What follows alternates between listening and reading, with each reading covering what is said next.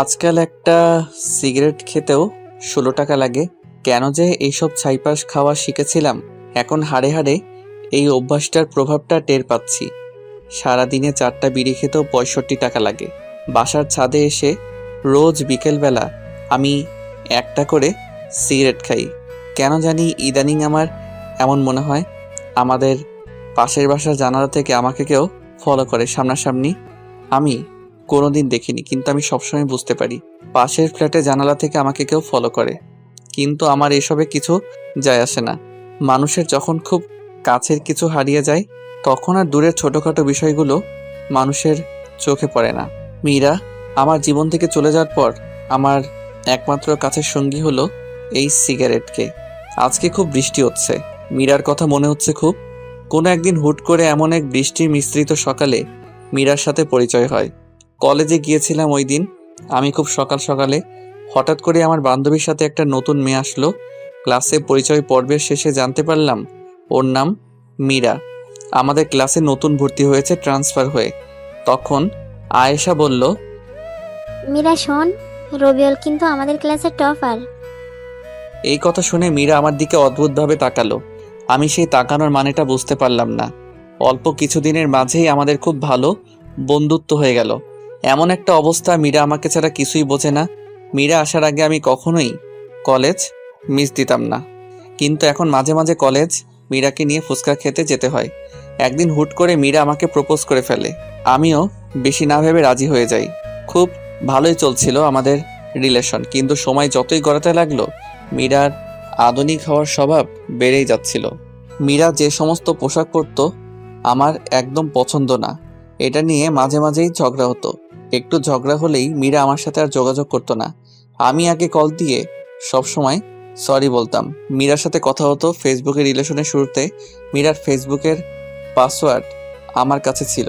আমাদের কলেজে একটা নতুন ছেলে ভর্তি হয়। ছেলেটার নাম সাগর। ছেলেটা কলেজে আসতো দামি বাইক নিয়ে। ছেলেটার সাথে মেয়েরা গায়ে পড়ে কথা বলা শুরু করে, এবং মীরাও ব্যতিক্রম কিছু করলো না। ইদানিং মীরা আমার সাথে কলেজে একদম কথা বলে না।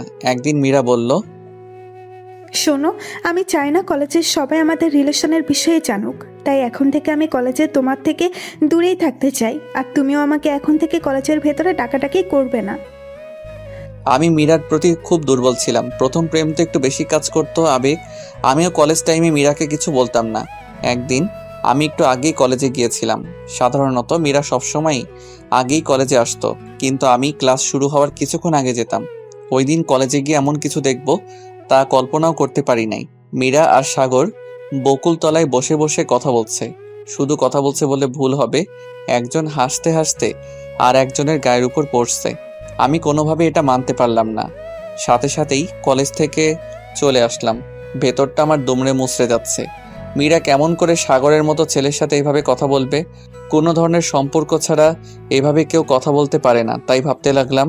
রাতে মীরাকে মেসেজ দিলাম, কিন্তু রিপ্লাই দিচ্ছে না। কল দিলাম, কল ধরছে না। এভাবে কিছুক্ষণ কল দেওয়ার পর ফোন বন্ধ দেখাচ্ছে। আমার তো মাথায় কিছুই ঢুকছে না, কি হচ্ছে আমার সাথে। মীরা আমাকে ব্লক করে দিছে। কিছুক্ষণ ভেবে মীরার ফেসবুক আইডিটা আমি লগ ইন করতে গিয়ে বুঝতে পারলাম মীরা ওর আইডির পাসওয়ার্ডটা পাল্টে নিয়েছে। আমি কোনোভাবেই আর মীরার সাথে যোগাযোগ করতে পারলাম না। পরের দিন কলেজে গিয়ে আমি মীরার সাথে কথা বলার চেষ্টা করলাম। তখন মীরা যা বলল তা সারা জীবন মনে থাকবে। আমার তোমার প্রতি কোনো ফিলিংস কাজ করে না। আমার তোমার সাথে আর থাকা সম্ভব না। তাই আমি আমাদের সম্পর্কটা এখানেই শেষ করতে চাচ্ছি। আজ থেকে তুমি তোমার মতো, আমি আমার মতো। মীরার কথা শুনে আমার না চাইতেও চোখের কোণে জল এসে পড়ল। ওর কথাগুলো শুনে আমি ওর হাত ধরতে গেলে উল্টো ভালোবাসার প্রতিদান হিসেবে ওই একটা থাপ্পড়ে আমি হুঁশে ফিরলাম। আমি বুঝে গেলাম মীরার হৃদয়ে আমার স্থান কোথায়। 4 মাস পর, ওই দিনের পর তেমন কলেজে যাই না। আর ওই দিন থেকে আমার নতুন সঙ্গী হয়েছে সিগারেট। কিছুদিন পর দাদা অসুস্থ, তাই আম্মু আব্বু তাকে দেখতে যাবে। তাই আব্বু আম্মুকে স্টেশন থেকে রেলে তুলে দিয়ে বাসায় ফিরলাম। সন্ধ্যার পর পর হুট করে বাসার দরজায় কে যেন নক করলো। এই অসময় কে আসলো আবার?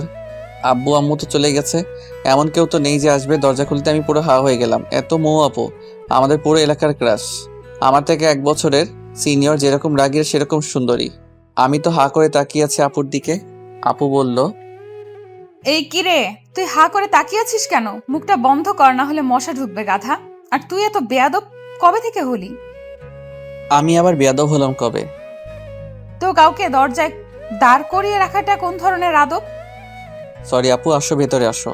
আসলে তুমি অসময়ে আমার বাসার দরজায়, তো তাই আমি একটু চমকে গিয়েছি। তো কেমন চলছে তোর দিনকাল? ভালোই চলছে। তোমার কি অবস্থা বলো আপু? আমার আর অবস্থা, দিনের 16 ঘন্টায় বই আর বই, বইয়ের দিকে তাকিয়ে থাকতে থাকতে চোখ বেচারা এখন আর একলা চলতে চায় না। সঙ্গী হিসেবে চশমাকে বেছে নিয়েছে। জানিসই তো, মেডিকেলে একটু বেশি ইচ্ছা। হুম তোকে তো আমাদের বাসায় গিয়ে খেয়ে আসতে বলা হয়েছিল, কিন্তু তুই গেলি না। বাসায় কি করছিস? আসলে আপু আমার তেমন ক্ষুধা লাগেনি। থাক থাক, আর মিথ্যা বলতে হবে না, তোকে আমি খুব ভালো করেই চিনি। তুই যে লজ্জা কুমার। এই নে নে, এই খাবারগুলো এনেছি, তুই খেয়ে নে। তুমি কষ্ট করে কেন আনতে গেলে খাবার আপু? আর আপু, তুমি যে হোস্টেল থেকে বাসায় আসছো আমি তো সেটাই জানি না। আমার কথা কেন জানবে তুমি? তোমার তো জানার অনেক কিছু আছে। হোস্টেলের পরিবেশ খারাপ হওয়ার জন্য আমি 7 দিন পরেই বাসায় চলে আসছি। বাসা থেকে স্কুটি দিয়েই ক্লাস করি। সেটাও তো 1 বছর হয়ে আসলো। আর তুই কিনা বলছিস আমি বাসায় কবে আসছি? আচ্ছা, এবার তুই খেয়ে নে। আপু তুমি চলে যাও, আমি পরে খেয়ে নেব। না না না না না, তোকে আমার জানা আছে। তুই এখনই খেয়ে নে, আমি টিফিন বাটি নিয়ে যাব। তারপর আমি খাওয়া শুরু করলাম। খাওয়ার সময় নানা ধরনের প্রশ্ন করছিল আপু। আচ্ছা, তোকে একটা কথা বলি। বলো। তোর প্রতিদিন কয়টা করে সিগারেট লাগে? আপুর কথা শুনে আমি এত লজ্জা পাচ্ছিলাম যে আমার মুখ দিয়ে কোনো কথা বের হচ্ছিল না। আমি কিছু না বলে চুপ করে আছি। আরে বলে দে। আসলে আপু, মাঝে মাঝে 2-1টা খাই। তুমি প্লিজ বাসায় এসব বলো না। সেটা পরে দেখা যাবে, এখন আমি যাই। খাবার খাওয়া শেষে আপু টিফিন বাটি নিয়ে চলে গেল। শুয়ে শুয়ে ফোনে টুকটাক লেখালেখি করছিলাম, এমন সময় আমার ফোনের পরিচিত টোনটা বেজে উঠলো। স্ক্রিনে তাকিয়ে দেখি মৌ আপুর নাম্বার। আমি আপুর নাম্বারটা সেভ করেছিলাম সেই 2 বছর আগে।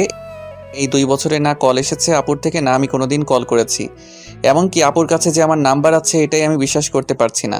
কাপা কাপা হাতে ফোনটা রিসিভ করে কানে রাখতেই, কি রে, ফোন রিসিভ করতে এত সময় লাগে?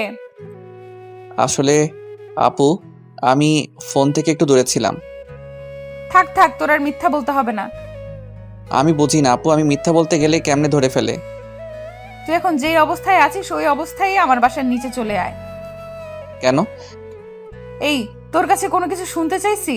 তুই চলে আয়, 5 মিনিট সময় দিলাম। এত রাত করে কি দরকার? আমি যেমন ছিলাম লুঙ্গি আর টি শার্ট পরেই মৌ আপুদের বাসার নিচে গেলাম।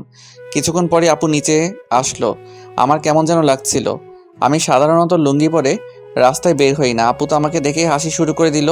আপুর হাসি দেখে আমার আর বোঝার বাকি রইল না যে আপু আমার লুঙ্গি পরার জন্য হাসছে। হাসছো কেন আপু? আমি কিন্তু চলে যাব তাহলে। তুমি তো বললে আমি যেমন আছি তেমন করে আসতে, আর বলে 5 মিনিটের মাঝে আসতে। তো আমি কেমনে করে এই অল্প সময় আবার কাপড় পাল্টে আসতাম? আর দেরি করে আসলেই তো বলতে যে বড়দের কথা রাখি না, বেয়াদব হয়েছি। ও রে রে, থাক বাবু, তুমি আর রাগ করো না। আপু আমাকে একদম বাবু বলবা না, আমি এখন ছোট না। থাক থাক, আর বলবো না বাবু। আপু এখন কিন্তু আমি চলে যাব। এই, তোর কিন্তু সাহস অনেক বেড়ে গেছে। এখন একটা রিক্সা নিয়ে আয়। এত রাত করে রিক্সা কই পাবো? আমার কিছু অ্যাসাইনমেন্ট কালকে জমা দিতে হবে, আর সেগুলো আমার এক বান্ধবীর বাসা থেকে আনতে হবে। মহা ঝামেলায় পড়ে গেলাম তো। আপু এই রাত করে রিক্সা পাওয়া পসিবল না। তুমি তোমার স্কুটিটা বের করো। যাক, তোর মাথা থেকে জীবনে প্রথম ভালো কোনো আইডিয়া বের হলো। তুই দাঁড়া, আমি 1 মিনিটে স্কুটিটা বের করে নিয়ে আসি। কিছুক্ষণ পর আপু স্কুটিটা নিয়ে বের হলো। আপু একটা কথা বলি। বল। আমি ড্রাইভ করি। আচ্ছা, এনে ধর। সত্যি বলতে আমি জীবনে কখনো কোনো লেডি বাইকারের পেছনে বসিনি, আর বসতেও চাই না। মেয়ে মানুষের ড্রাইভিংয়ে আমি কমফোর্ট ফিল করি না। আমি ড্রাইভ করছি, আপু আমার পেছনে বসে আছে। এলাকা থেকে বের হওয়ার সময় মোড়ের টং দোকানে এলাকার উঠতি বসে ছেলেদের চোখ আমাদের এড়ালো না, সবাই হাঁ করে তাকিয়েছিল। কিছুক্ষণ পর আপুর বান্ধবীর বাসার সামনে এসে উপস্থিত হলাম আমরা। আপু আমাকে বাইরে দাঁড় করে রেখে চলে গেল তার বান্ধবীর বাসায়। আমাকে যাওয়ার জন্য জোর করলেও আমি গেলাম না। প্রায় 20 মিনিট পর আপু বের হলো বাসা থেকে। এত দেরি করলো কেন? কিছু পেজ লেখার বাকি ছিল, সেটা লেখার জন্য দেরি হলো। আচ্ছা এবার চলো। চল। কিছুক্ষণ যাওয়ার পর হুট করে আপু বলল, রবিউল বাইক থামা। আমি বাইক থামালাম। কেন থামাতে বললে আপু? চল ফুচকা খাই। এখন এই রাত করে ফুচকা খাবে তুমি? আমরা দুজনই খাবো। আসলে রবিউল জানিস, আমি জানি না আমি দেখতে কতটা ভালো বা খারাপ, কিন্তু জানিস ফুটপাতে বা কোথাও গিয়ে কিছু খেতে চাইলে হয়তো ছেলেরা টিস করবে, আর সেটা না হলে এমন ভাবে তাকিয়ে থাকবে যেন খাবারের বদলে আমাকেই গিলে খাবে। তার জন্য ইচ্ছে থাকা সত্ত্বেও বেশিরভাগ সময়ই বাইরের কোনো কিছু খাই না আমি। এখন তুই আছিস পাশে, প্লাস লোকজনও নেই তেমন, তাই খেতে ইচ্ছে হলো। আচ্ছা চলো আপু। আমরা দুজনে মিলে ফুচকা খেলাম। আপু খুব ফুচকা পছন্দ করে, সেটা আমি বুঝতে পারলাম। খাওয়া শেষ করে চলে আসলাম আমরা। আপুকে বাসায় নামিয়ে আমি চলে আসলাম আমার বাসায়। এসে আমি চলে গেলাম ছাদে। 5-7 ঘন্টা হয়ে গেছে সিগারেট থেকে দূরে আছি। খুব প্যারা হয়ে গেছে সিগারেটের জন্য। 2টো সিগারেট আর লাইটার নিয়ে চলে গেলাম। কেন জানি আজকে আপুর সাথে কথা বলার সময় বেশ কয়েকবার মীরার কথা মনে পড়েছিল আমার। ছাদের এক কোণায় দাঁড়িয়ে সিগারেট মাঝের তামাক পাতাগুলোকে পুড়িয়ে ধোঁয়াগুলো হৃৎপিণ্ডের চারপাশ দিয়ে ঘুরিয়ে সেগুলোর সাথে মীরার স্মৃতিগুলোকে বাহিরে বের করে আকাশের দিকে তাকিয়ে হাওয়াতে মিশিয়ে দিচ্ছি। মধ্যরাতে আমি রুমে আসলাম। এই মধ্যরাতটা খুবই অদ্ভুত। আমরা সবাই মধ্যরাত বললেও এই মধ্যরাত মানে হচ্ছে একটা রাতের শেষ আর একটা দিনের শুরু। এরকম অনেক মধ্যরাত যে নির্ঘুম পার করেছি। সকালবেলা দরজায় কড়া নাড়ার শব্দে আমার ঘুম ভাঙলো। দরজা খুলতেই আমার চোখ তো পুরো আটকে গেল। মৌ আপুকে মেডিকেল কলেজের ড্রেসে দেখে আমি পুরো হা হয়ে তাকিয়ে আছি। এই আবার হা করে তাকিয়ে আছিস কেন? গলা দিয়ে মাছি ঢুকবে। আসলে আপু তোমাকে খুব ভালো লাগছে কলেজ ড্রেসে। হয়েছে হয়েছে, এত বেলা অবধি ঘুমানো স্বাস্থ্যের জন্য খারাপ। আপু জানি আমি ভালো ভালো কাজ করলে যে সবকিছু আমার সাথে ভালো হবে সেই কথা আমি বিশ্বাসী না। আচ্ছা আচ্ছা, তোর এই কাপ্রিক কথা আমাকে বলতে হবে না। এই নে তোর খাবার, তাড়াতাড়ি খেয়ে নে। এখন খাবো না, তুমি কলেজ চলে যাও, আমি পরে খেয়ে নেব। না, তুই এখনই খেয়ে নে। আমাকে আজকে কলেজে তোকে ড্রপ করতে হবে। আমার স্কুটির চাকায় প্যারেক ঢুকেছে, তাই তুই তো জানিসই গাড়ি ধরে যেতে চাইলে আমি আর কলেজে পৌঁছাতে পারবো না। ইচ্ছে থাকা না সত্ত্বেও এখন আমাদের কলেজ ধরে মৌ মেডিকেল কলেজের সামনে দিয়ে নিয়ে যেতে হবে। 4 মাস যাবৎ আমি শহরে বের হই না, ভালো লাগে না লোকালয়ে এখন আর আমার। সত্যি বলতে আমি আর আমাদের কলেজে যেতে চাই না। তার বড় কারণ হলো মীরা আর আমার অসংখ্য স্মৃতি রয়েছে ওই কলেজের সাথে। খাওয়া দাওয়া করে রেডি হয়ে মৌ আপুকে নিয়ে বের হলাম। সাথে আমার আব্বুর দেওয়া ডিসকভার 100cc গাড়িটি। নিজের বাইক থাকার জন্য আমি মাঝে মাঝে বাইক নিয়ে যেতাম কলেজে, কিন্তু কম দামি হওয়ায় মীরা কখনো আমার বাইকে চড়েনি, আমিও কখনো জোর করিনি। আমার নিজেরও কিছুটা লজ্জা লাগতো। কলেজের সবারই প্রায় দামি দামি বাইক, আর সেখানে আমার এত কম দামি বাইক। আমি নিজেও তাই কলেজে খুব বেশি নিয়ে যেতাম না বাইক, বাস ধরে যেতাম কলেজে। অনেক দিন পর আমার বাইক বের করলাম। আব্বু খুব যত্নে রাখতো বাইকখানা। আপুকে নিয়ে কলেজের উদ্দেশ্যে রওনা দিলাম। বাইকের মিটার 50-এর আশেপাশে স্বাভাবিকভাবে চালাচ্ছিলাম বাইক। আচ্ছা রবিউল, একটা কথা বলবি আমায়? তোর মনে ঠিক আমার সম্পর্কে কি ভাবনা আছে? ঠিক বুঝতে পারলাম না আপু, তোমার সম্পর্কে কি ভাবনা থাকবে আর? মানে আমি তোর কাছে মানুষ হিসেবে কেমন? তুমি একটু রাগী, কিন্তু মনটা খুব ভালো তোমার। বেশ কিছুক্ষণ পর আমি আমার কলেজের সামনে গিয়ে আটকে গেলাম রাস্তায় জ্যামের জন্য। বেশ কিছু বন্ধুর সাথে রাস্তায় দেখা হলো। আমার পেছনে মৌ আপুকে দেখে তো সবাই জেলাস ফিল করছিল। খুব কাছের কয়েকজন বলে দিল, দোস্ত তাহলে ডক্টরের সাথে হয়ে গেল। এরকম কমেন্টে আমি লজ্জায় মাথা তুলতে পারছিলাম না। আপুর দিকে তাকিয়ে দেখে উনি মুচকি মুচকি আসছে। সামনে একটা বাসের চাকা ফেটে গিয়েছে। কমপক্ষে 20 মিনিট তো লাগবেই। যেখানে বাঘের ভয় সেখানেই রাত হয়। দেখে আমার বন্ধু রাতুল আসছে। আমাকে পচানোই ওর সবচেয়ে প্রিয় স্বভাব। দোস্ত, তুই এখানে আটকে আছিস? আর ওইদিকে পুরো কলেজে তো এখন টপ নিউজ তোর ডক্টর গার্লফ্রেন্ড। তা দোস্ত, ভাবি কিন্তু দেখতে আগুন সুন্দরী। এতদিন তাহলে কলেজে না আসে ভাবিকেই সময় দিতে ভালোই। তো ভাবির সাথে একটু পরিচয় করিয়ে দে, নাকি সেটাও দিবি না? আমি কিছুই বলতে পারছি না। ভাবি, আমি রাতুল। আমি রবিউল, একই সাথে একই বিভাগে পড়ছি। আমি মৌ, এখন ঢাকা মেডিকেল কলেজে পড়ছি। মনে মনে তো সে আল্লাহকে ডাকছি। এখন যদি আপু বলে দেয় সে আমার বড় বোন, তাহলে লজ্জায় মাথা কাটা যাবে। আচ্ছা ভাবি, আপনাদের সম্পর্ক কতদিনের? এই তোর এখন এসব জানতে হবে না। রাস্তায় দাঁড়িয়ে কেউ এসব কথা বলে, এখন সময় নেই। আরে দোস্ত, এমন করিস কেন? রাস্তায় তো জ্যাম, আর কতদিন তোর সাথে কথা হয় না। মনে চাইতেছে রাতুলকে কলেজের পুকুরে যদি ডুবাইতে পারতাম। আমরা রিলেশনে গিয়েছি 4 মাস হলো প্রায়। আর কিছু জানার আছে কি রাতুল? না ভাবি, আর কিছু বলার নেই। সময় করে একদিন আমাদের ক্যাম্পাসে আসবেন, কিন্তু অনেক আড্ডা দিব। সময় পেলে অবশ্যই আসবো একদিন। হারামজাদা, তোর ভাবি বলার স্বাদ যদি না মিটাই তো আমার নাম রবিউল না। হারামি, তুই আমারে এমন অবস্থায় ফেলেছিস সেটা আমি জানি। জ্যাম ছেড়ে গেছে। রাতুলকে বিদায় জানিয়ে আমি বাইক স্টার্ট দিয়ে আপুকে নিয়ে মেডিকেলের দিকে ছুটলাম। আমার লজ্জার ঘোর এখনো কাটিনি, একদম চুপ করে আছি। কিরে, তোর কি কথা বলা বন্ধ হয়ে গেল নাকি? আসলে আপু সরি, প্লিজ তুমি কিছু মনে করো না। আসলে কলেজের বন্ধুরা এমনই, তিলকে তাল বানিয়ে ফেলে। সেটা আমি বুঝেছি। ধন্যবাদ আপু, তুমি অনেক মিথ্যা বলে হলেও আমার মান সম্মানটা বাঁচিয়ে দিছো। আপুর কলেজের সামনে এসে গিয়েছে, আপুকে নামিয়ে দিয়ে চলে আসলাম। বাসায় এসে শুয়ে আছি, ফোনে আম্মুর সাথে কথা হলো। দাদার অসুখ নাকি আরও বেশি, ওনাদের আসতে ভালোই সময় লাগতে পারে। আমিও তেমন কিছু বললাম না। আপুর সাথে এই 2 দিন সঙ্গ দিয়ে আমার মনটা কিছুটা হালকা হয়েছে। অনেকদিন পর বই নিয়ে বসলাম। বিগত 4 মাসে বইয়ের সাথে সম্পর্ক বিচ্ছেদ ছিল। টানা 4-5 ঘন্টার মতো পড়লাম। হুট করেই মৌ আপুর কথা মনে হলো। আপুকে তো আমি রেখে আসছি কলেজে।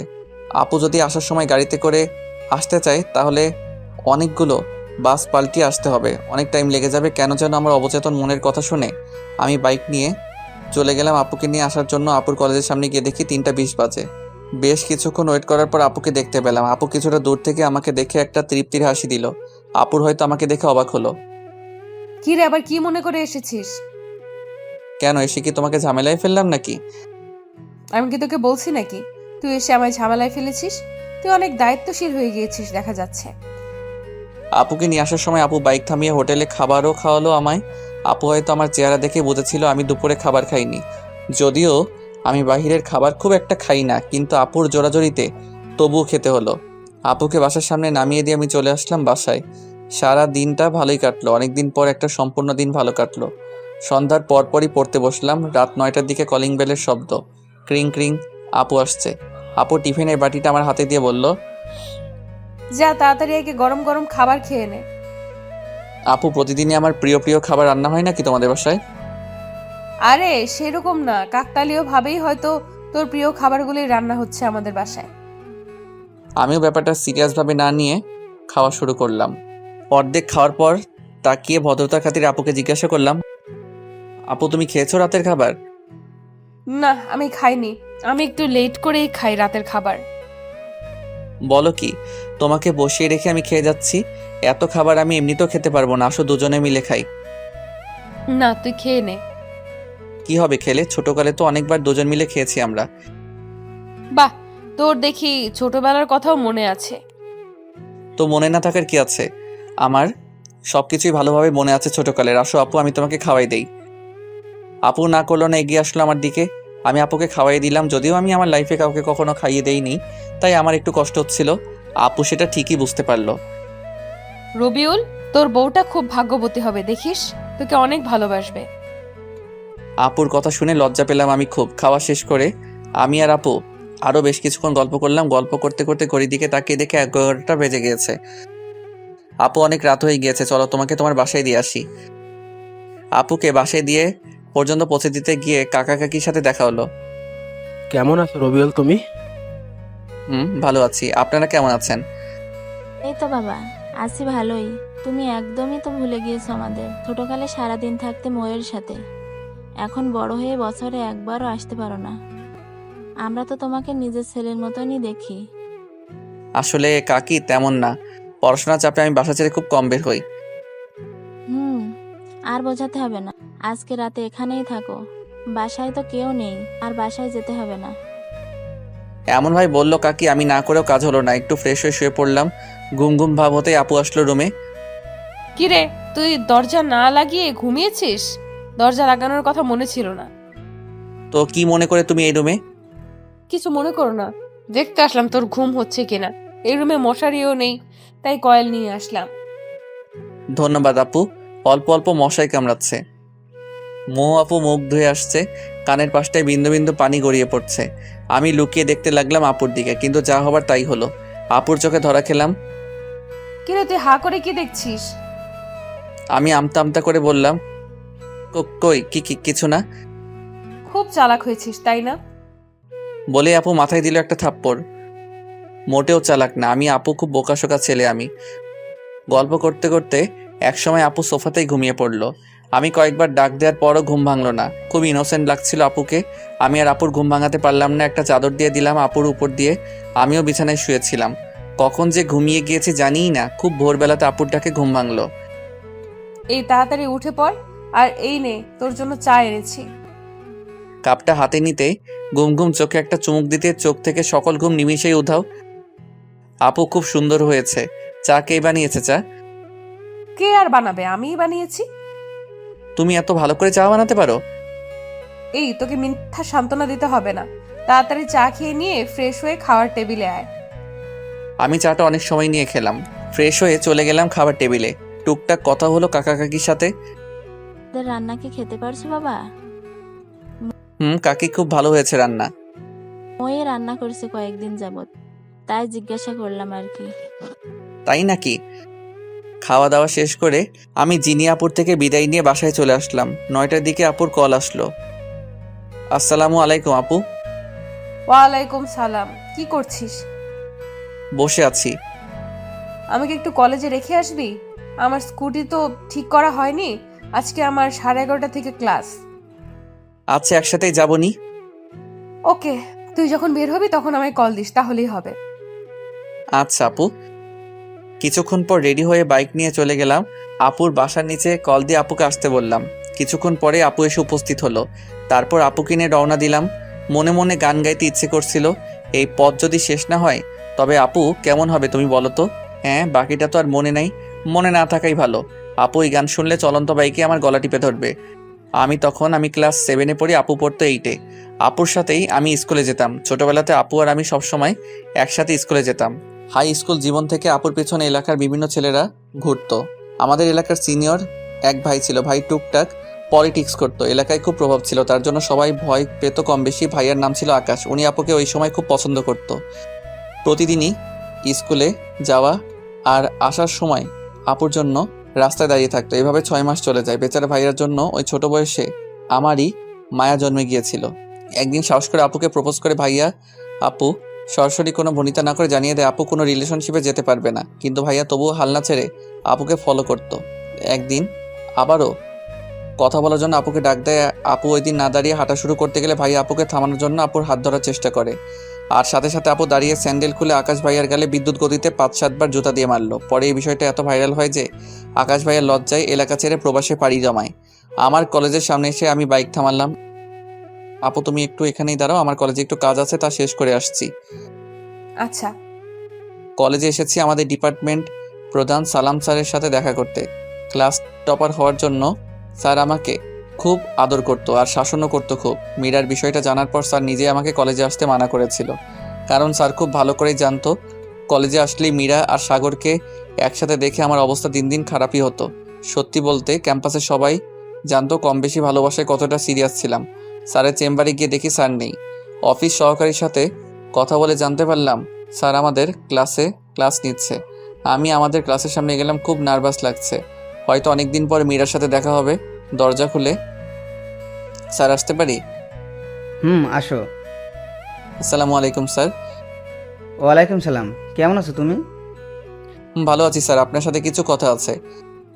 আচ্ছা, আমার ক্লাস শেষ, তুমি আমার রুমে আসো। তারপর স্যারের সাথে কলেজের ব্যাপারে কিছু কথা ছিল, সেগুলো বলে চলে আসলাম আপুর কাছে। তারপর আপুকে নিয়ে কলেজে নামিয়ে দিলাম। ধন্যবাদ, সাবধানে যাবি বুঝলি, আমাকে মেসেজ দিস পৌঁছে। আমি বাধ্য ছেলের মতো মাথা নেড়ে চলে আসলাম।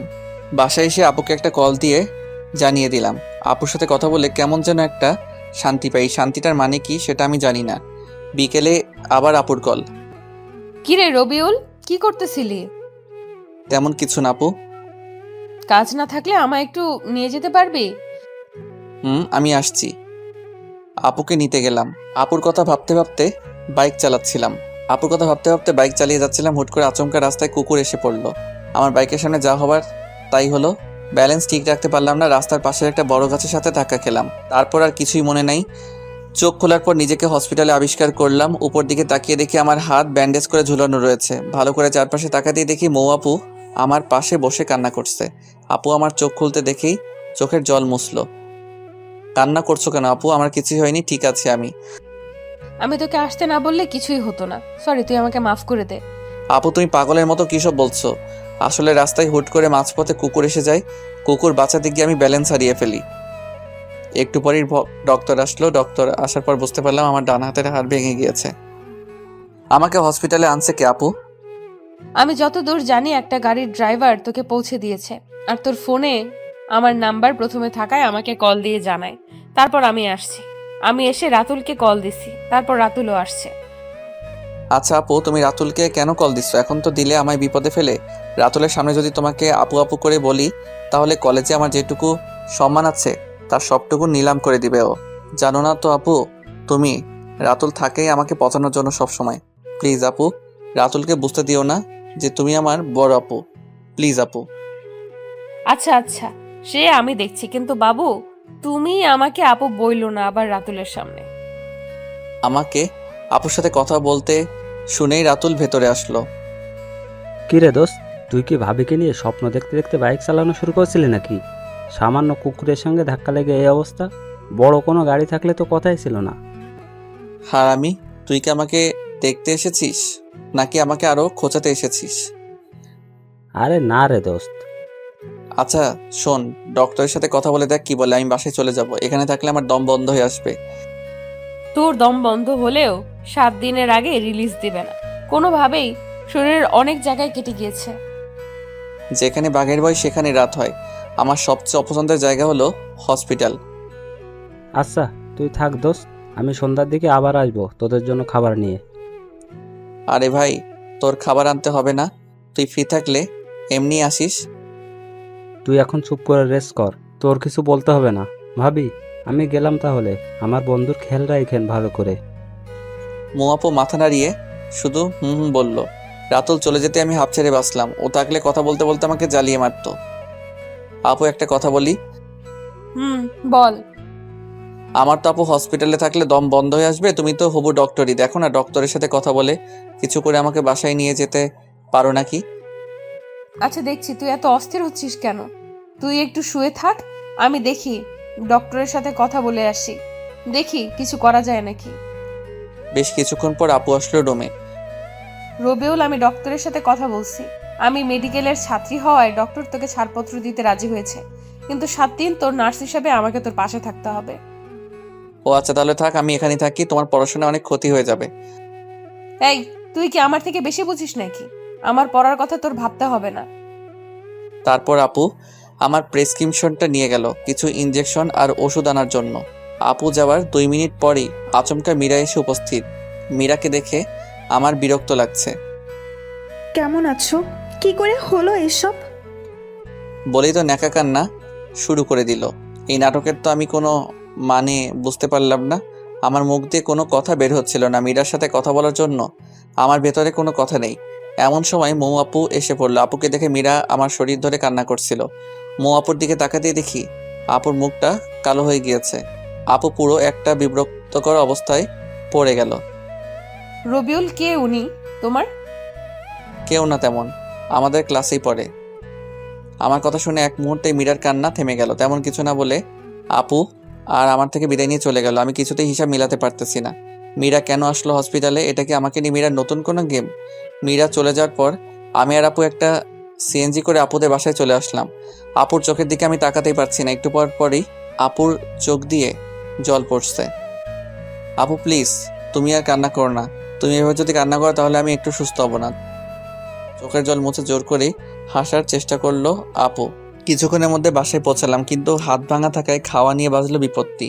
আমি চামিচ দিয়েও ভাত তুলতে পারছিলাম না। পুরো হাতই শক্ত করে ব্যান্ডেজ করা, বাধ্য হয়ে আপু আমাকে খাওয়াই দিচ্ছিল। আপু তুমি এত ভালো করে খাওয়াই দিতে শিখলে কই থেকে? এর আগে কাকে কাকে খাওয়াইছো? আমার লাইফের ফার্স্ট কাউকে আমি নিজের হাতে খাইয়ে দিতেছি, বুঝলি? বুঝেছি আপু।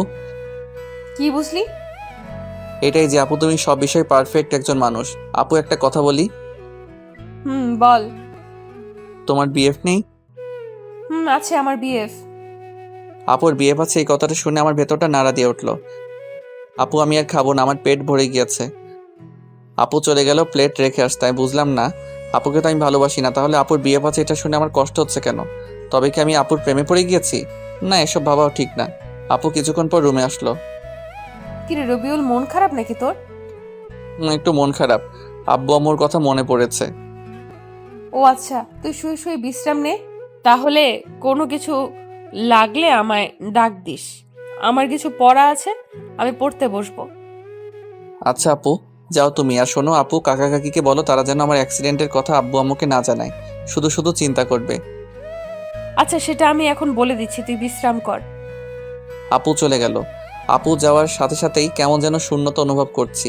শুয়ে শুয়ে অতীতের কথাগুলো ভাবছি, কত না সুন্দর ছিল দিনগুলো। মীরা এসে আমার জীবনটা এলোমেলো করে দিছে। সত্যিকারের ভালোবাসা মানুষের জীবনকে যেমন সুন্দর করে তোলে, মিথ্যে ভালোবাসা তেমনি জীবনকে বিস্ময় করে তোলে। এজন্যই হয়তো কোনো একজন বলেছেন, মদ খা, পারলে গাঁজা খা, তবু প্রেম করিস না। কলিজাটা পচে যাক, তবু ভেতরটা ভালো থাক। 11টার দিকে আপু আসলো রুমে, সাথে 2 কাপ কফি এনেছে। এই নে কফি খা, ভালো লাগবে। আপুর থেকে কাপটা নিয়ে চুমুক দিতে ভেতরটা শান্ত হয়ে গেল। অসাধারণ কফি বানিয়েছে আপু।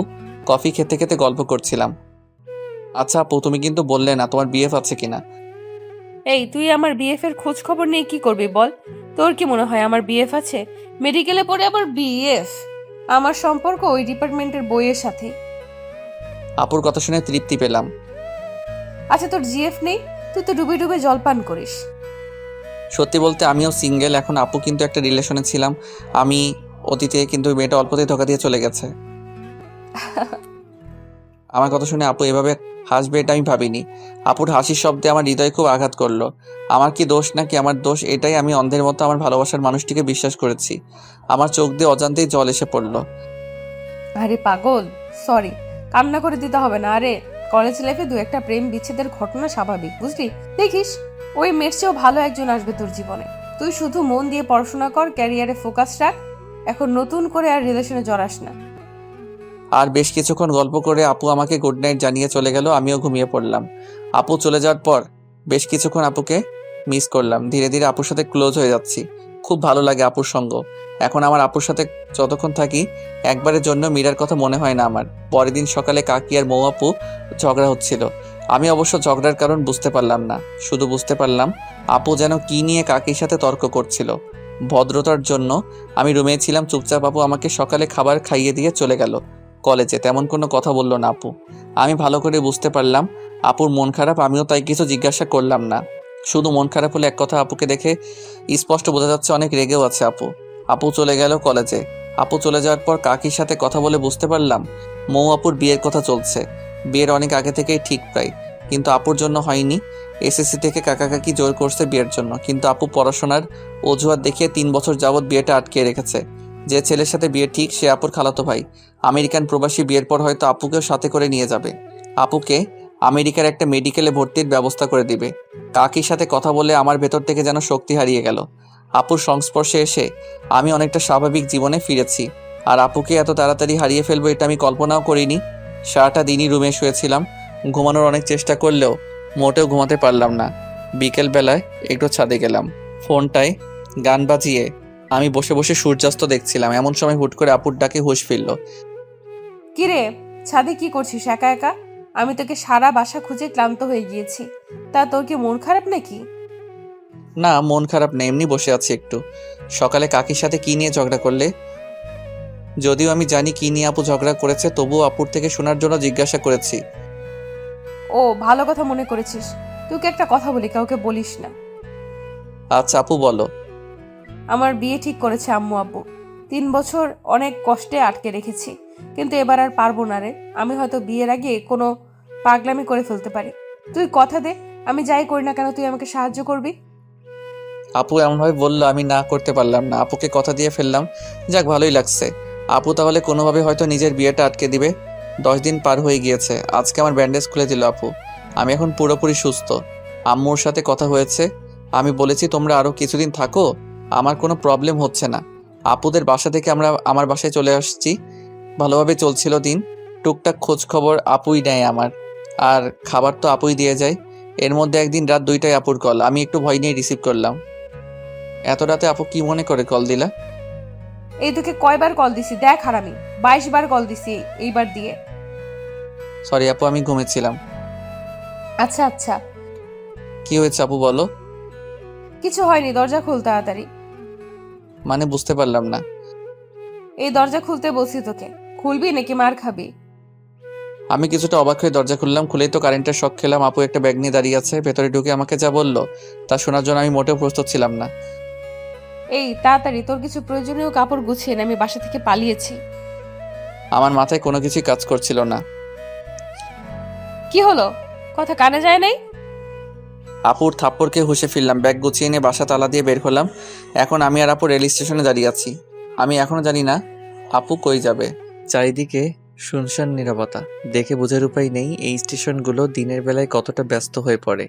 স্টেশন যদি কোনো মানুষ হতো তাহলে এখনকার পরিস্থিতি হতো ঠিক কমে যাওয়া একজন রোগী। কিছু মানুষ স্টেশনে রাত্রি যাপন করে, যাদের থাকার মতো আশ্রয় নেই। কতই না অদ্ভুত রহস্যময় আমাদের এই পৃথিবী। অনেক ঘর ফাঁকা আছে আমাদের দেশে, যেখানে ঘুমানোর কেউ নেই। আর এখানে ঘুমানোর মানুষ আছে কিন্তু ঘর নেই। দিন শেষে আমরা মিথ্যে করে বলে ফেলি উচ্চ গলায়, মানুষ মানুষের জন্য। আমার মনে হয় এটা বলা ঠিক না। এখন বলা উচিত মানুষ স্বার্থের জন্য। আপুর দিকে তাকিয়ে আমি কিছুই বুঝতে পারছি না। এরকম পরিস্থিতিতে এত চুপ করে আছে কেমন করে? আপুর ডাকে কিছুটা হকচকিয়ে গেলাম। রবিউল, বলো আপু। এই শোন, সবার আগে তুই আমাকে এই আপু বলাটা অফ করে রাখ। যেভাবে আপু আপু করিস, মানুষের সামনে না আবার বিপদে ফেলে দেস। আপুর কথার আগামাথা কিছুই বুঝলাম না। আপু বললে আবার কিসের বিপদ হবে? আমি না বুঝেই ইশারায় মাথা নাড়লাম। আপু টিকিট কাউন্টার থেকে টিকিট কেটে নিল। আমি একদম চুপ করে আছি। এই নে রবিউল, টিকিটগুলো তোর কাছে রাখ। টিকিট হাতে নিয়ে বুঝতে পারলাম আমরা সিলেট যাচ্ছি। ঘড়ির দিকে তাকিয়ে দেখি 3:40 বাজে। রেল আসবে 3:55-তে, আর এই স্টেশন থেকে ছেড়ে যাবে ঠিক 4টায়। আপু, তোমার প্ল্যানিংয়ের কিছু তো বললে না? 2 ঘন্টা যাবত তোমার সাথেই আছি শুধু শুধু। শোন, এখন কোনো কথা নয়, রেলে চড়ার পর আমি সব বলবো। আমি শুধু মাথা নাড়ালাম। আমরা দুজনে মিলে রেলে চড়লাম। আমরা ভিআইপি কামরায় উঠেছি। আমরা বাদে পুরো কামরায়, কয়েকজন কাপল বাদে পুরো কামরাই ফাঁকা ছিল। একটা হুইসেল দিয়ে চালু হলো রেল। রেল চালু হতেই আপু মনে হয় হাত ছেড়ে বাঁচল। আচ্ছা আপু, এখন বলো তোমার পুরো প্ল্যান কি? তুই কি কিছুটা জেনেছিলি আগেই? আম্মু আর আব্বু আমার উপর জিদ করে কোনো ধরনের অনুষ্ঠান না করে আজকে আমাকে বিয়ে দিয়ে দিত। আমি রাজি না হলে জোর করে দিত বিয়ে আজকে আমাকে। আমি কোনো উপায় না পেয়ে রাতে বাসা থেকে লুকিয়ে চলে আসছি। তাড়াহুড়োতে মাথায় কোনো বুদ্ধি আসছিল না, আর তোকে কল দিয়েও পেলাম না। কত চিন্তা হলো আমার জানিস। যখন তুই কল রিসিভ করছিলি না, তখন একেবারের জন্য মনে হচ্ছিল তুই কল না ধরলে নিজেই নিজের একটা ক্ষতি করে ফেলবো। আল্লাহর রহমতে তুই 22 বারেই রিসিভ করে ফেলেছিস। সরি আপু, আসলে আমি ঘুমিয়েছি 1টার দিকে, আর তুমি কল দিছো 2টার দিকে, তাই ধরতে পারিনি। আচ্ছা ঠিক আছে, সরি বলতে হবে না। তোর আসার সময় প্রয়োজনীয় কিছু কাপড় নিয়ে আসছি সাথে করে, আর আমার সাথে কিছু ক্যাশ টাকা ছিল 50,000, সেগুলো নিয়ে আসছি। টিউশনি করে জমাইছিলাম টাকাগুলো। কমপক্ষে 1 মাস বাসায় যেতে পারবো না আমি। বাসায় গেলেই বিয়ে কনফার্ম। আমি যতদূর জানি ভাইয়ার ছুটি 1 মাসের মতো। ভাইয়া চলে যাওয়ার পরই আমি বাসায় যাব। এই 1 মাস আমরা সিলেট থাকবো। এখন তোর কোনো আইডিয়া বা পরামর্শ থাকলে আমায় দে। আপু, তুমি তোমার ফোনের সিম খুলে ফেলে দাও, আর আমিও আমার সিম খুলে ফেলছি। সিম খুলে ফেলবো কেন আমরা? আসলে আপু, তুমি তো জানোই তোমার আব্বু কত প্রভাবশালী লোক। হয়তো কাল থেকেই পুলিশের মাধ্যমে তোমাকে খোঁজা শুরু করবে। তখন এই সিম থাকলে আমরা খুব সহজেই ধরা খেয়ে যাব। তুই আসলে একটা জিনিয়াস। আপু আমাকে জিনিয়াস বলাতে আমি খুব খুশি হলাম, কিন্তু প্রকাশ করলাম না। রেল চলছে তার আপন গতিতে। আপুর 2 চোখ ভরে প্রচণ্ড ঘুম। 30 মিনিট পার হতে না হতেই আপু ঘুমিয়ে গেল। আমার কাঁধে মাথা রেখেছে। কেন জানি বিষয়টাতে আমি খুব শান্তি পেলাম। পুরোটা জার্নিতে আপু ঘুমিয়েছে আমার কাঁধে মাথা রেখে। ঘুম থেকে উঠে একটাবার ধন্যবাদও দিল না। আপু মানুষটি কত নিষ্ঠুর। আপুর এই ঘুমের জন্য আমি 6 ঘন্টা টানা একভাবে বসেছিলাম। নড়াচড়া করার ফলে যদি আপুর ঘুম ভেঙে যায়, এই জন্য স্থির ছিলাম। 10টার দিকে আমরা সিলেট শহরে নামলাম। ঢাকার মতো এত ব্যস্ত না সিলেট নগরী। অনেক পরিষ্কার পরিচ্ছন্ন, দেখেই মনটা ভালো লাগলো। অনেকদিন যাবৎ ঢাকার ধুলোবালি, জ্যাম আর গাড়ির হর্নে জীবনটা একটা জেলখানা হয়ে গিয়েছিল। অনেক দিন পর মুক্ত লাগছিল নিজেকে। আপু শোনো, আমরা আপাতত কারোর সাথে যোগাযোগ করব না, কারণ আমাদের পরিচিত কারোর সাথে যোগাযোগ করলে পুলিশ সেই সূত্রের মাধ্যমে আমাদের ঠিক বের করে ফেলবে। আচ্ছা করবো না, এখন প্লিজ চল কোনো হোটেলে, আমার খুব ক্ষুধা লেগেছে। চলো। আমি আর আপু একটা হোটেলে গিয়ে কিছু খাবার খেয়ে নিলাম। খাওয়া দাওয়া করে আমরা কিছু হোটেলে যোগাযোগ করলাম থাকার জায়গার ব্যবস্থা করার জন্য, কিন্তু কোনোভাবেই সেটা পারলাম না ব্যবস্থা করতে। হোটেলে স্বামী স্ত্রী ব্যতীত এলাও না। পুরো বিপদে পড়ে গেলাম। চুপ করে বসে আছি আমি আর আপু একটা গাছের পাশে। আমার খুব চিন্তা লাগছিল, রাত হলেই বিপদ বেড়ে যাবে। এর মাঝে আমি আর আপু স্বামী স্ত্রীর পরিচয়ে বাসাও ভাড়া করতে চেষ্টা করছি, কিন্তু হয়নি। সেই চেষ্টা সফল। সবারই এক কথা, বিয়ের ডকুমেন্ট ছাড়া কিংবা কারো রেফারেন্স ছাড়া বাসা ভাড়া দেওয়া হবে না। হুট করে আপু বলে উঠল, পেয়ে গিয়েছি আইডিয়া, চল তাড়াতাড়ি। কোথায় যাব? কিছু না বলেই বলছো যেতে। কাজী অফিস যাব আমরা। এখন বিয়ে করে নেব, তারপর একটা বাসা ভাড়া নেব। এত ঝামেলায় যেতে পারবো না। কি মেরে, আল্লাহ সামান্য বাসা ভাড়া নেওয়ার জন্য বিয়ে করে নিবে? তুমি এই বাসা ভাড়া নেওয়ার জন্য এখন বিয়ে করবে? কেন, তুই কি ভয় পাচ্ছিস নাকি? ঢাকায় গিয়ে আমি তোকে ডিভোর্স দিয়ে দিব, কেউ জানবেও না। বিয়ের কথা শুনে অবাক হলেও কিছুটা ভালো লাগলেও ডিভোর্স শব্দটা শুনে কেমন যেন শূন্যতা অনুভব করলাম। ভয় পাওয়ার কি আছে, তুমি যা ভালো মনে করো। চল। একটা রিক্সা করে কাজী অফিসে গেলাম আমরা। কিছু ঝামেলা ছিল সাক্ষীর, কিন্তু টাকা কিছু বেশি দেওয়াতে সব ঠিকঠাকই হলো। সব কাজ শেষ করে আমরা বিয়ের ডকুমেন্ট নিয়ে একটা বাসাও ভাড়া করে নিলাম। বাড়িওয়ালা দুজন বৃদ্ধ আর বৃদ্ধা। আমাদের বিয়ে কতদিন যাবৎ হয়েছে জিজ্ঞাসা করলো আপু। বুদ্ধি করে কিছু মিথ্যা লাগিয়ে বলল, আমরা লুকিয়ে বিয়ে করেছি আজকেই। আর কিছু ইমোশনাল কথা বলাতে বাড়িওয়ালা রাজি হয়ে গেল। আমরা অগ্রিম মাসের ভাড়া দিয়ে রুমে উঠলাম। তখন বাড়িওয়ালা ভদ্রলোক বলল, আর শোনো বাবারা, এই রুমে আগে দুজন থাকতো, 6 মাসে থাকার পর বাসা ভাড়া না দিয়ে চলে যায়, কিন্তু যাওয়ার সময় সব রেখেই যায়। তোমরা এগুলো ব্যবহার করতে পারো। যাক, খুব ভালো হলো। বিছানা থেকে শুরু করে রান্নার প্রয়োজনীয় সবই আছে। মেঘনা চাইতেই জল। আপিও খুব খুশি হলো। বাড়িওয়ালা চলে গেল। আমি আর আপু বিছানায় বসে আছি। না চাইতেও আমার চোখ দিয়ে জল এসে পড়েছে। কি থেকে কি হয়ে গেল। সত্যি বলতে আমার বিয়ে নিয়ে অন্যরকম একটা স্বপ্ন ছিল। সামান্য কিছু সুবিধার জন্য বিয়ে করতে হলো, অথচ কালেমা থেকে কবুল বলা সবই কতটা দামি। কিরে, তুই কান্না করছিস কেন? কই কান্না করছি, চোখে হয়তো ধুলো গিয়েছে। আচ্ছা তুই রুমে থাক, তাহলে আমি ফ্রেশ হয়ে আসি। আপু চলে গেল ফ্রেশ হতে।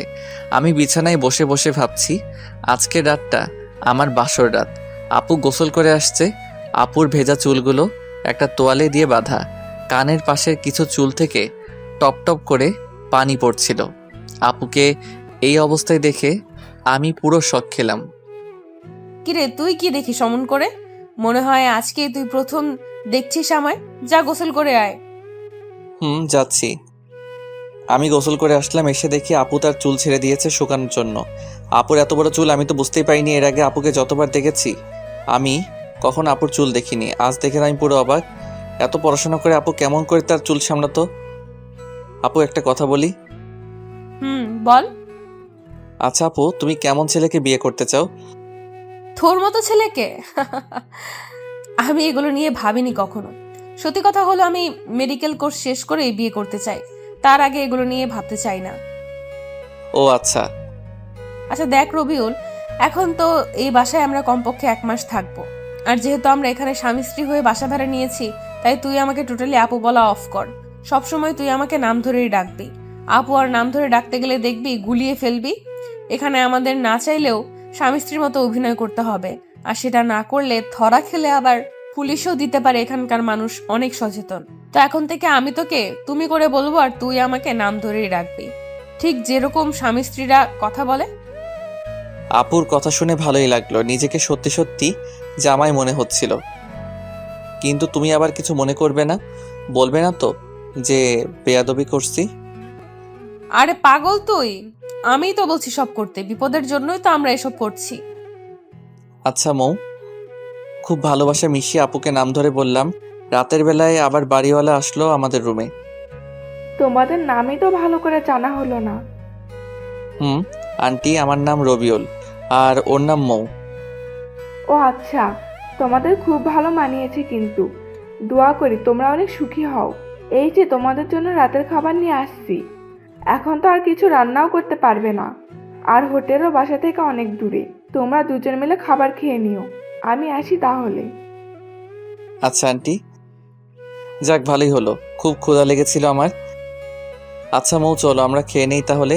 তোমাকে কি খাইয়ে দিতে হবে? আপু আমার দিকে খুব অবাক হয়ে তাকালো। তুই এমন করে কথা বলছিস কেন? কেমন করে বলি?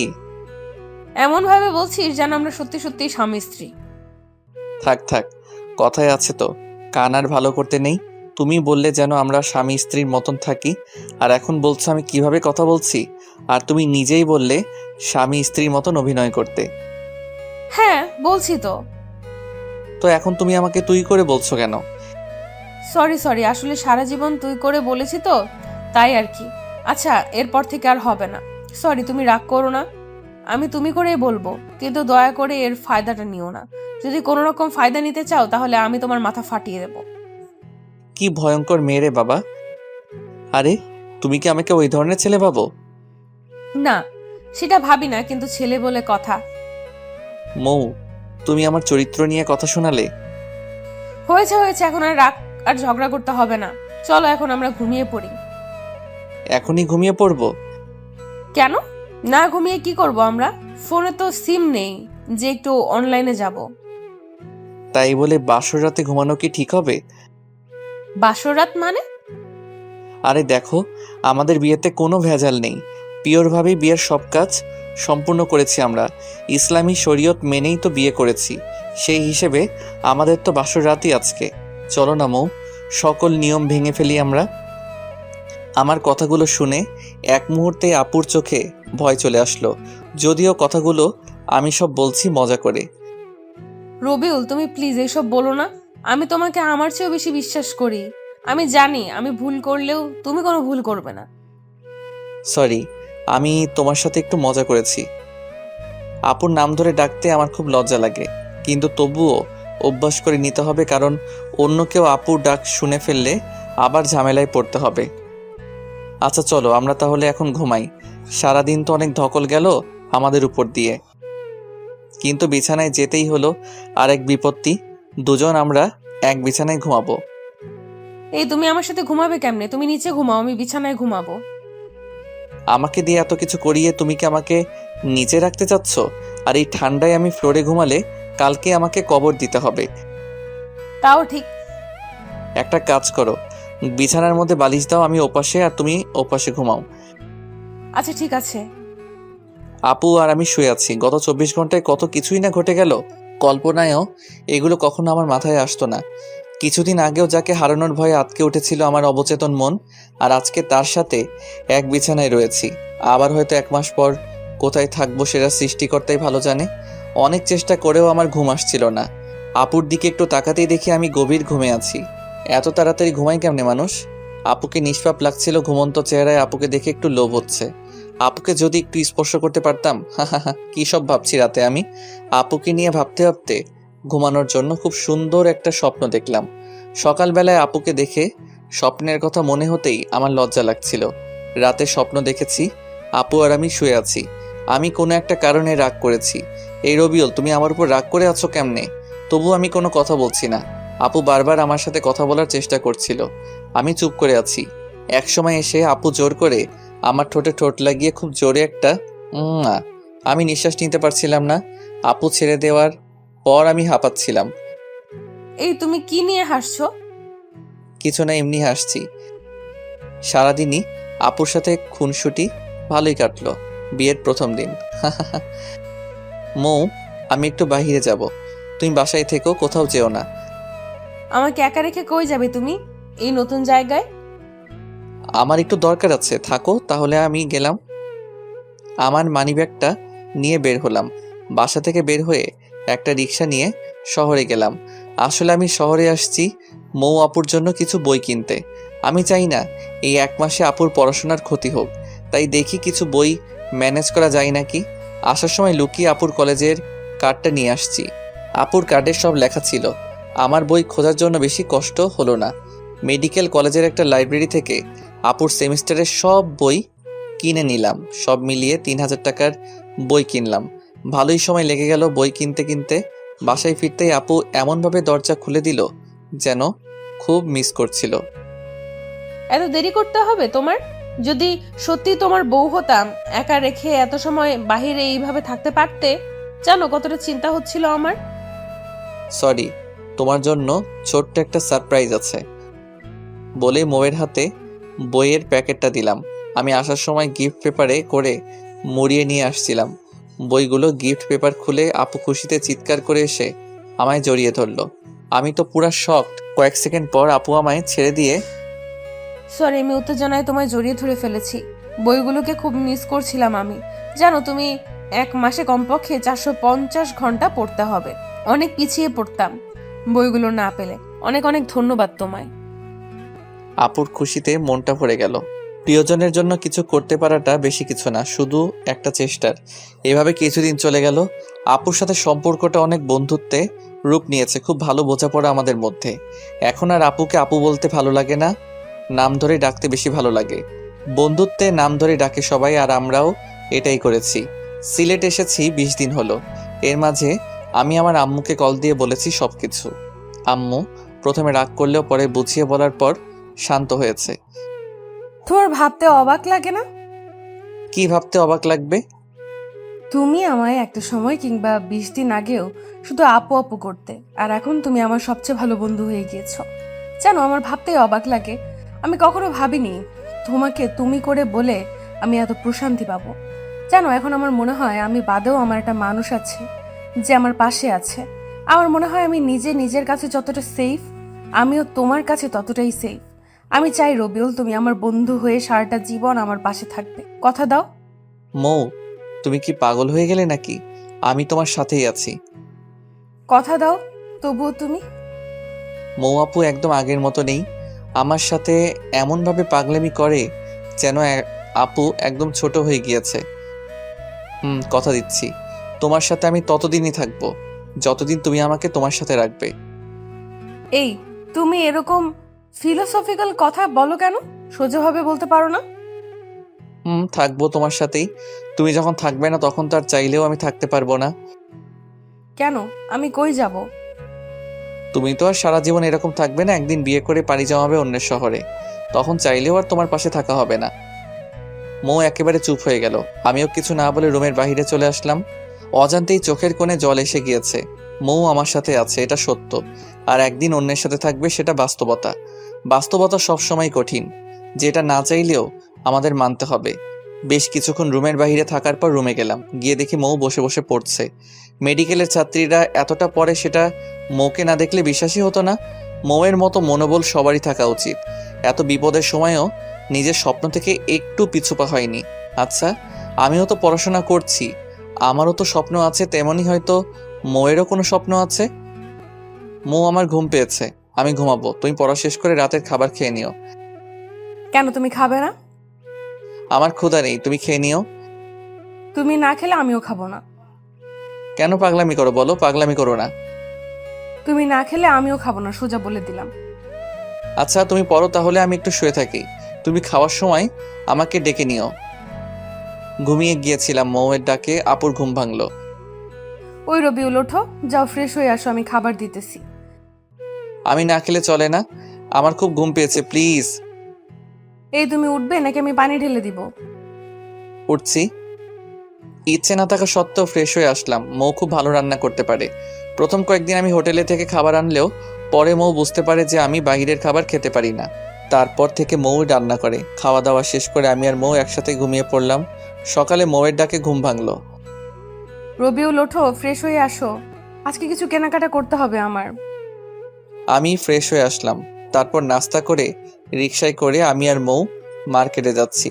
হুট করে রিকশাওয়ালা মামা বলে উঠল, একখান কথা কই, কিছু মনে করবেন না তো? বলো মামা, মনে করবো কেন? আপনাদের তো এই এলাকায় আগে দেখিনি। আপনারা কি নতুন আসছেন এই এলাকায়? মামা, আমরা নতুন আসছি। আচ্ছা মামা, আপনারা কি নতুন বিয়ে করছেন তাই না? কিন্তু কেন? না, এমনিই জিজ্ঞেস করলাম। আপনাদের খুব ভালো মানিয়েছে। রিক্সাওয়ালার কথা শুনে মৌয়ের মুখটা লজ্জায় লাল হয়ে গেল। একটা শপিং মলের সামনে আমরা দুজন নেমে পড়লাম। কিছু কাপড় কিনলো মৌ, সাথে আমাকে দুটো টি শার্টও কিনে দিল। কেনাকাটা শেষ করে বাসায় ফিরছিলাম, কিন্তু হুট করে মৌ রিক্সা থামাতে বলল। চলো চা খাবো। সিলেটে এসে যদি এখানকার চাই না খাই তাহলে সিলেট থাকাটাই বৃথা। যদিও আমি চা খাই না, তারপরও দুজন মিলে স্পেশাল চা খেয়ে নিলাম। তারপর দুজন কিছুক্ষণ ঘুরে বাসায় চলে আসলাম। বাসায় এসে আমার মাথা ঘোরাচ্ছিল, আমি শুয়ে পড়লাম। মৌ ফ্রেশ হয়ে পড়তে শুরু করলো। এই মেয়েটা কি পড়া বাদে কিছু বোঝে না? আমার তো মুড হতেই 30 মিনিট লাগে পড়তে বসার সময়, আর মৌ সুইচের মতো অন অফ হয়ে যায়। যখন মন চায় পড়ার মুড অন হয়ে যায়। দেখতে দেখতে চলেই গেল 1 মাস। আজকে 1 মাস পূর্ণ হয়ে গেল আমার আর মৌয়ের সিলেট আসার। শহর থেকে আমি আজকে একটা সিম কিনে এনেছি। আজ 1 মাস পর ফোনে সিম ভরছি। ফোন কাস্টমাইজ করে ডাটা অন করে ফেসবুকে লগ ইন করলাম। আম্মুকে কল দিলাম। আসসালামু আলাইকুম আম্মু। ওয়ালাইকুম আসসালাম। কেমন আছো আম্মু তোমরা? এই তো বাবা, আমরা ভালোই আছি। তোরা কেমন আছিস? আজকে সাগরের পরিবারের সবাই আমেরিকায় চলে গেল, সাথে মৌয়ের সাথে সাগরের বিয়েও ভেঙে দিয়েছে। বলো কি আম্মু, তাহলে তো আমরা কালকে চলে আসবো। কতদিন তোমাদের দেখি না। আচ্ছা বাবা, সাবধানে থাকিস। আর শোন বাবা, মৌয়ের বাবা কিন্তু খুব রেগে আছে। আচ্ছা আম্মু, সেটা নিয়ে চিন্তা করতে হবে না, মৌই ওর বাসা সামলাবে। তারপর ফোন কেটে দিলাম। মৌ, শুনছো তুমি? হ্যাঁ বলো, ডাকছো কেন? একটা গুড নিউজ আছে। কি নিউজ শুনি? তোমার সাগর ভাইয়ের পরিবারের সবাই আমেরিকা চলে গিয়েছে, আর যাওয়ার আগে তোমার আর সাগরের বিয়ে ভেঙে দিয়েছে। মৌ শুনেই তো খুশিতে চিৎকার দিয়ে এসে আমায় জড়িয়ে ধরলো। কয়েক সেকেন্ড পর, সরি রবিউল, কিছু মনে করিস না। খুশিতে আমার মাথাটাই ঠিকভাবে কাজ করেনি। চল সবকিছু গুছিয়ে নেই, আমরা কালকেই ঢাকা চলে যাব। সবকিছু গুছিয়ে নিলাম। কোনো রকম ভাবে রাতটা পার করেই সকালবেলা বাড়িওয়ালা কাকা কাকির থেকে বিদায় নিয়ে বের হয়ে পড়লাম। আমি আর মৌ দাঁড়িয়ে আছি স্টেশনে, প্রচন্ড শব্দ আর ভিড়। কোনো রকম ভাবে আমি দুটো টিকিট কিনে নিলাম। 9টা 20 বাজে, 10টায় রেল আসবে। দুজন মিলে বসে আছি আর রেলের জন্য অপেক্ষা করছি। আজকে মনে মনে ভাবছি রেল যেন 10 মিনিট পর আসে। আমি খুব ভালো করেই জানি বাসায় যাওয়ার পর হয়তো আর এভাবে মৌয়ের কাছাকাছি থাকা হবে না। একেই বলে ভাগ্য। আজকে সময় 2 মিনিট আগেই রেল আসলো। খুব ইচ্ছে করছিল মৌকে নিয়ে এই শহরে থেকে যেতে, কিন্তু বাস্তবতা সেটা কখনোই মেনে নিবে না। ইচ্ছে না থাকা সত্ত্বেও মৌকে নিয়ে রেলে উঠলাম। কি তোমার কি মন খারাপ নাকি? না, মন খারাপ থাকবে কেন? অনেকদিন পর বাসায় যাচ্ছি, মন খারাপ হবে কেন বলো? কিন্তু 1 মাসে এই জায়গাটার মায়ায় পড়ে গিয়েছিলাম, তাই একটু মিস করছি। আমিও মিস করছি। আচ্ছা মৌ, তোমার কি মনে হয় বাসা থেকে কি রিয়াক্ট করতে পারে? আমাকে কি কিছু বলবে কাকা কাকি? আমি খুব ভালো করেই জানি, যাই হয়ে যাক না কেন তোমায় একটা কথাও শোনাবে না, কারণ এখানে তোমার কোনো দোষ নেই। আমি প্রাপ্তবয়স্ী হয়ে আমার নিজের ইচ্ছেতেই আমি তোমার সাথে বাসা ছেড়েছিলাম। কথায় আছে না, অল্প সুখে কাতর অধিক সুখে পাথর। ঠিক বলছো। আজকে আর মৌ ঘুমালো না, হয়তো বাবা মাকে দেখার জন্য মনটা অস্থির হয়ে গিয়েছে। মৌকে আমি আস্তে আস্তে খুব বেশি মিস করছি। আর কয়েক ঘন্টা পর মৌ হয়তো আর এতটা কাছে থাকবে না। রেল ঢাকার স্টেশনে থেমে গিয়েছে। চলো, আমরা এসে গিয়েছি। চলো। রেল থেকে নামলাম। এখান থেকে আমরা আপাতত আলাদা হয়ে যাই। আমি কিছুটা মন খারাপ করে বললাম, আচ্ছা ঠিক আছে। আমি স্টেশনে দাঁড়িয়ে আছি, মৌ একটা রিক্সা নিয়ে চলে যাচ্ছে। মৌ চলে যাচ্ছে, কিন্তু কেন যেন মনে হচ্ছে আমার সবকিছুই নিয়ে যাচ্ছে। চোখের কোণে জল এসে পড়ছে, হাতের উল্টো পিঠ দিয়ে জল মুছে একটা বড় করে দীর্ঘশ্বাস নিলাম। ছেলেদের কান্না করতে নেই, এগুলোর কোনো মূল্য নেই। আমি অনেকক্ষণ পর রিক্সা নিয়ে বাসার উদ্দেশ্যে রওনা দিলাম। বাসায় আসতে আম্মু এসে আমাকে জড়িয়ে ধরে কান্না করে দিল। তুই কেমনে আমাদের ছেড়ে এতদিন ছিলি? জানিস আমি আর তোর বাবা কত চিন্তা করেছি। আমি আমার ভুলটা বুঝতে পারলাম। প্রত্যেকটা সন্তান তার বাবা মায়ের কাছে কতটা প্রিয় সেটা হয়তোবা আমরা বাবা কিংবা মা না হওয়া অবধি বুঝতে পারবো না। অনেকদিন পর বাবা মার সাথে রাতের খাবার খেলাম। পৃথিবীতে যত রান্নাই হোক না কেন, মায়ের হাতে রান্নার উপরে কিছুই নেই। খুব তৃপ্তি নিয়ে খেলাম, খাওয়া দাওয়া করে রুমে চলে আসলাম। মনে মনে মৌয়ের উপর খুব রাগ হচ্ছে। মেয়েটা কতটা স্বার্থপর, একটা কলও দিল না। আর আমি কিনা এই মেয়েটার জন্য 1 মাস বাসা ছেড়ে দিলাম। খুবই রাগ হচ্ছিল মৌয়ের উপর। আমি রুমে শুয়েছিলাম, একটু পরই বাসায় কথা শব্দ শুনতে পেলাম। কোনো আত্মীয় আসছে হয়তোবা। কিন্তু সেদিকে আমার কোনো মাথা ব্যথা নেই। একটু পর আমাকে আম্মু এসে ডাক দিল। আমি গিয়ে দেখি মোয়ের আব্বু আম্মু আসছে। আচ্ছা রবিউল, তুমিও তো একবার বলতে পারতে নাকি? আমরা তো তোমাদের বাবা মায়ের মতনই। আমি তো কাকার কথার কিছুই বুঝতে পারছি না। কি বলছেন কাকা? আমি কিছুই বুঝতে পারছি না। হয়েছে বাবা, যা হওয়ার তা তো হয়েই গিয়েছে। এখন আর ওইসব নিয়ে কথা বলি কিছু যাবে আসবে না। তো বিআই সাহেব বলেন কবে বিয়ের ডেট দেবেন? আমরা কিন্তু একটু দেরি করতে চাচ্ছি না। আর রবিউলের সাথে বিয়ে হলে তো অনেক ভালোই হবে, সারা জীবন আমাদের কাছেই থাকতে পারবে। আচ্ছা বেয়াই, তাহলে দেরি করতে হবে না। আর আগামী শুক্রবারই বিয়ের তারিখ তাহলে ঠিক রইল। আচ্ছা বিআই সাহেব, আমরা তাহলে এখন উঠি। উঠবেন মানে? মিষ্টিমুখ না করে কোথাও যেতে পারবেন না। কই গো রবিউলের আম্মু, দাও বেয়াই বেইনকে মিষ্টি দাও। মোয়ের বাবা চলে গেল। কিছুই বুঝতে পারছি না কি হচ্ছে। সব 10 মিনিট পরই মৌ আমাকে কল দিল। সরি, আমি তোকে আর কল দিয়ে কিছু বলতে পারিনি। বলবো কেমন করে আর? বাসায় এসেই দেখি আব্বু আম্মু আবার নতুন করে তোর সাথে বিয়ে নিয়ে কথা বলছে। আমি না করতেও বাজারে চলে গিয়েছে। বাজার থেকে মিষ্টি কিনে নিয়ে নাকি তোমাদের বাসায় যাবে, বিয়ে নিয়ে নাকি কথা বলার জন্য। কাকা কাকি আসছিল, আমাকে কিছু বলার সুযোগই দিল না। বিয়ের তারিখ ঠিক করে চলে গেল। বলো কি তুমি? তোমার বাবা মাও রাজি হয়ে গিয়েছে, তুমি কিছু বলো নাই কেন? আমি আর কি বলবো, আমার কাছে কেউ তো কিছু শুনলই না। আচ্ছা, তুমি একটু কাল আমার সাথে দেখা করতে পারবে? পারবো। কোথায়, কখন? বিকেল 4টায় লেক পারে চলে এসো। মৌ কলটা রেখে দিতে আমি তো লুঙ্গি ড্যান্স দেওয়া শুরু করে দিলাম। মেঘনা চাইতেই বৃষ্টি। এখন মৌ যত যাই করুক, আমি কোনোভাবেই ওর বিয়ে ভাঙতে পারবো না। ও সরি, ওর বিয়ে বলতে আমাদের বিয়ে। এর আগে মৌয়ের বিয়ে ভাঙতে হেল্প করছি আমি, কিন্তু এখন আর মৌয়ের বিয়ে ভাঙার মতো কেউ নেই। খুব ভালো লাগছে, তবু একটু ভয় আছে, কারণ মৌয়ের মাথায় যে বুদ্ধি, কালকে কিছু একটা আবার উল্টাপাল্টা বুদ্ধি বের করতে পারে। সত্যি কথা হলো যে আমি ভালোবাসি, মৌকে ভালোবাসি, খুব ভালোবেসে ফেলেছি। যেদিন মৌকে বিয়ে করেছিলাম সিলেট থাকাকালীন, আমি সেদিন থেকে আমি আর মৌকে আপুর চোখে দেখিনি। আমি মনে প্রাণে মৌকে বউ হিসেবে সম্মান করেছি, ভালোবেসেছি, কিন্তু মৌকে কখনো বলিনি কিংবা বুঝতেও দেয়নি। বাসা আসার পর হয়তো ভেবেছিলাম মৌকে হারিয়ে ফেলবো, কিন্তু দিন শেষে আমরা যতই চেষ্টা করি না কেন, উপরে একজন আছেন, সে যখন দিবেন তখন আর কিছুই লাগবে না। পরের দিন বিকেলে গেলাম মৌয়ের সাথে দেখা করার জন্য। যাওয়ার সময় মৌয়ের কিনে দেওয়া পাঞ্জাবি পরে গেলাম। লেক পাড়ে গিয়ে দেখি মৌ আগে এসে উপস্থিত। মৌ আজকে একটা সাদা রঙের ড্রেস পরে আসছে, খুব মানিয়েছে মৌকে ড্রেসটাই। কেমন আছো? আমার আর ভালো থাকা, তুমি তো দেখছোই একটার পর একটা বিপদ ছাড়ছে না আমাকে।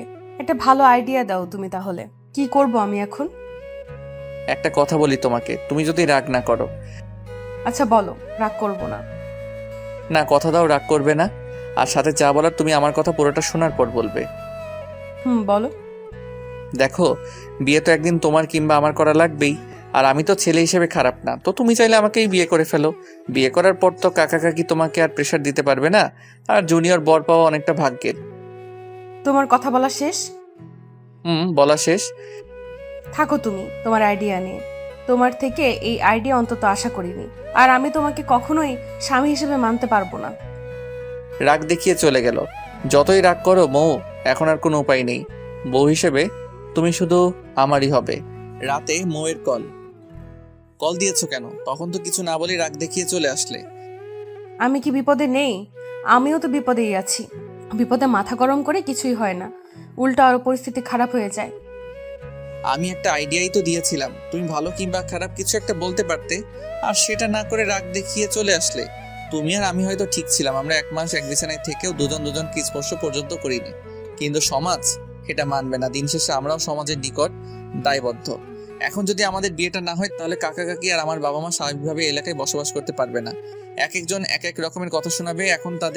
তখন তাদের অবস্থাটা কি হবে তুমি বুঝতে পারছো কি? চুপ করে আছে মৌ। বেশ কিছুক্ষণ পর মৌ বলল, আচ্ছা, তবুও কি কোনো আইডিয়া নেই তোমার কাছে? এখন আমাদের জন্য চুপচাপ সব মেনে নেওয়াটাই ভালো হবে। পরে না হয় পরিস্থিতি স্বাভাবিক হলে তখন যে কোনো কিছু করা যাবে। আচ্ছা ঠিক আছে, তুমি খাওয়া দাওয়া করছো কি? না, খাইনি, একটু পর খাবো। আচ্ছা একটা কথা বলো তো মৌ। বলো। তুমি কি আমাকে মিস করছো না একটু? মিস করার কি আছে? তুমি তো আর মারা যাওনি কিংবা চলে যাওনি কোথাও, তাহলে মিস করার কি আছে? মিস করার কি আছে বলেই কলটা কেটে দিলাম মৌ। এমন করে কেমনে বললো বুঝলাম না। একটা মাস থাকলাম আমরা একসাথে, এক মাস তো একটা মানুষ যদি একটা বিড়ালকে সময় দেয়, তাকেও যদি দুদিন সময় দিতে না পারে, তাহলে সেই মানুষটা সেই বিড়ালকে মিস করবে, এটা স্বাভাবিক নাকি? মিস করেও মিথ্যা বললো মৌ। যাক, এসব ভেবে মাথা নষ্ট করার দরকার নেই। রাতুলকে একটা কল দিলাম। দোস্ত কেমন আছিস? এই তো ভালোই আছি। তুই কি এই গ্রহে আছিস? আমি তো শুনলাম তুই মঙ্গল গ্রহে চলে গেছিস। শোন, মজা নেওয়া বাদ দে, এখন কাজের কথায় আয়। বল। একটা সুখবর আছে। সুখবর? কি সুখবর? আগামী শুক্রবার আমার আর মৌয়ের বিয়ে। কি বলিস মামা, তুই যে খবর শোনালি আমার তো এখনই নাচতে মন চাচ্ছে। বাসায় অনেক কাজ করতে হবে, আমার তো তেমন কোনো কাজই নেই, তাই তুই কালকে চলে আয়, আব্বু তোকে আসতে বলেছে। আচ্ছা, আমি কালকে আসতেছি। দেখতে দেখতে শুক্রবার এসে গেল। আমার খুব লজ্জা লাগছে, কেন যেন নিজেকে খুব স্পেশাল লাগছিল। কত আয়োজন, কত সাজ, সব আমারই জন্য। সময় যেন থেমে যাচ্ছে, একদম যাচ্ছে না। এর মাঝে মৌয়ের সাথে কয়েক দফা কথা হয়েছে। অনেক বোঝানোর পরও একই কথা, আমাকে বিয়ে করলেও স্বামী হিসেবে মানতে পারবে না। যাই হোক, বিয়ে হয়ে গেলে আমার ভালোবাসা ওকে নিজের করে নিব। মৌ আবার পালাতে চেয়েছিল, তাতে বুঝতে পারছি সুখ আর শোক একসাথে পেতে চলেছি। সব আয়োজন শেষ করে দ্বিতীয়বারের মতো কবুল বলছি। মনে মনে খুব হাসছি। দুবার বিয়ে করে ফেললাম মৌকে। এতক্ষণ মৌকে আমি দেখতে পারিনি, এখন আমার পাশে মৌকে আনা হয়েছে। বিয়ের সাথে মৌকে এত ভালো লাগছে যে সেটা আমি লিখে বা বলে প্রকাশ করতে পারবো না। বিয়ের সব কাজ শেষ করে এখন ফেরার পালা। মৌ এমন ভাবে কান্না শুরু করে দিল, আমি তো পুরো ভ্যাবাচেকা খেয়ে গেলাম। সত্যি বলতে বিয়েটা, মেয়েদের কান্না করাটা স্বাভাবিক, কিন্তু মৌয়ের চোখে কেন যেন আমি জল মানতে পারছি না। কারণ মৌ তো আর সত্যি সত্যি মন থেকে আমাকে স্বামী হিসেবে মেনে বিয়ে করছে না। তাহলে এরকম করে কান্না করার মানে কি?